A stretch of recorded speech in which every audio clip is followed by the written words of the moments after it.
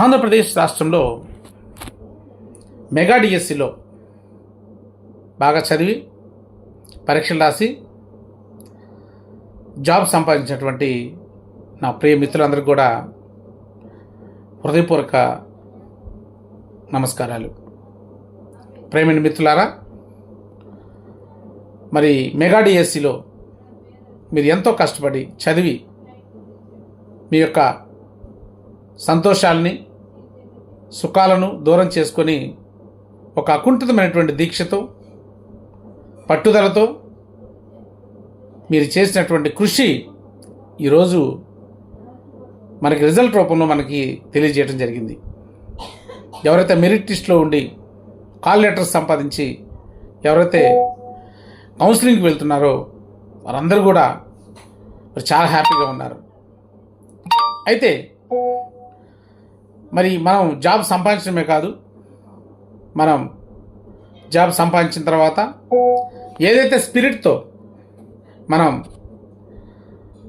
Job తీసుకున్నామో అదే spirit తోటి మన యొక్క ప్రభుత్వ పాఠశాలని బలోపేతం చేయాలని చెప్పేసి మనస్ఫూర్తిగా కోరుతున్నాను. ముఖ్యంగా సాంఘిక శాస్త్ర అభ్యర్థులు, మన సబ్జెక్ట్ యొక్క ముఖ్య ఉద్దేశమే విద్యార్థులను ఉత్తమ పౌరులుగా తయారు చేయడం.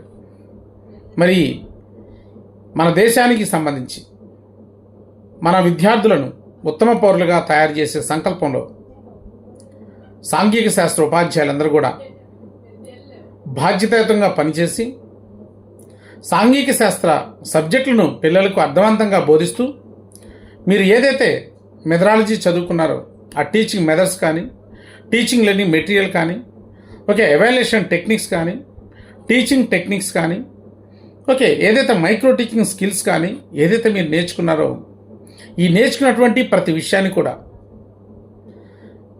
మీరు భవిష్యత్తులో వెళ్ళేటువంటి ఆ క్లాస్ రూమ్లో పిల్లలకి ఆ యొక్క స్కిల్స్ని అన్నీ కూడా ఉపయోగించి పిల్లలకు అర్థవంతంగా బోధించి మంచి పౌరులను సమాజానికి అందిస్తారని చెప్పేసి మనస్ఫూర్తిగా కోరుతున్నాను. ఎందుకంటే ముఖ్యంగా మన సాంఘిక శాస్త్రం సమాజానికి సంబంధించింది, మానవ సంబంధాలకు సంబంధించింది.